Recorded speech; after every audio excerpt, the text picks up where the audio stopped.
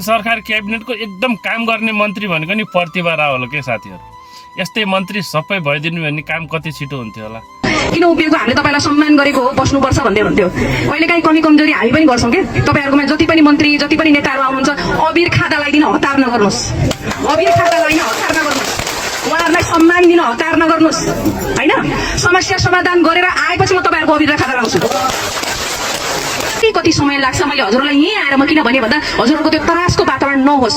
हजुरहरूलाई हजुरले बसेको ठाउँबाट कसैले पनि उठाउन सक्दैन। त्यही भएर तपाईँहरू एउटा कुरामा के ढुक्क हुनुहोस् भने जसले लाल पूर्जा पाउनुपर्ने हो कानुन सम्बद्ध तरिकाले उसले लाल पूर्जा पाउँछ। भूमिहीन सुकुम्बासी, भूमिहीन दलित, भूमिहीन अव्यवस्थित बसोबासी सबैले लाल पूर्जा पाउनुहुन्छ।